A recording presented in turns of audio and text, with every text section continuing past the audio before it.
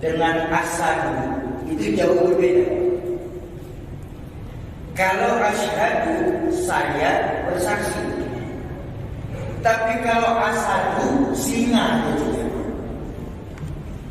Ayo, berapa banyak kita dengar Pak, baik dari anak-anak kita ataupun dari kawan-kawan kita ketika melafazkan syahadat masih membacanya asyhadu. Atau ini yang kejadian lagi, maaf sekali saya minta maaf, karena berkah Al-Quran Pak, berkah Al-Quran ini kami bisa masuk ke pelosok-pelosok daerah di Indonesia ini.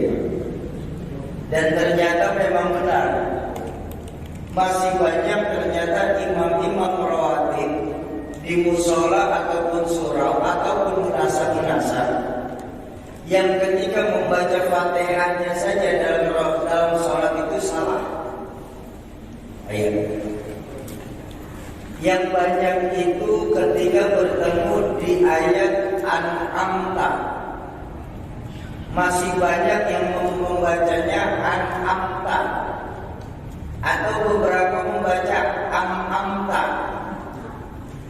Mungkin kalau umpama sholat zuhur dan asar karena nggak kedengeran, nggak jadi masalah. Tapi ini yang jadi masalah ketika dijaharkan macam maghrib, isya dan subuh. Yang pertama di masjid, musola dan surau ataupun munasab yang pernah kami datangi.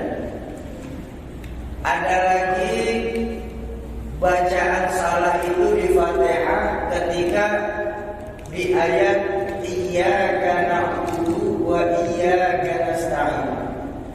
Masih banyak yang diwakafkan ketika pada kalimat Iyyaka na'budu wa iyyaka nasta'in.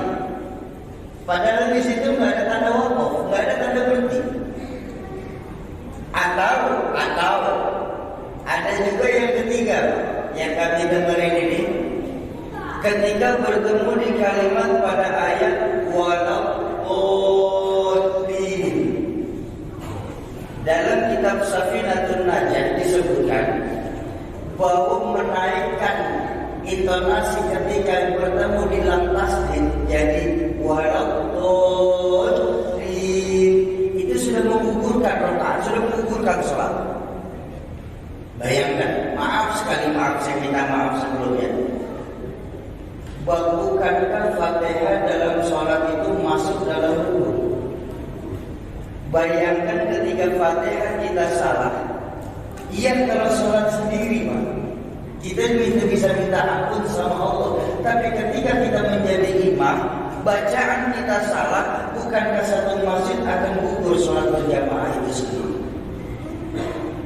Dan makanya kata guru saya, cuma hanya 30% saja penduduk Islam di Indonesia ini yang mampu membaca Al-Quran secara tartil, tepat tajwidnya, fasih makhrajul hurufnya.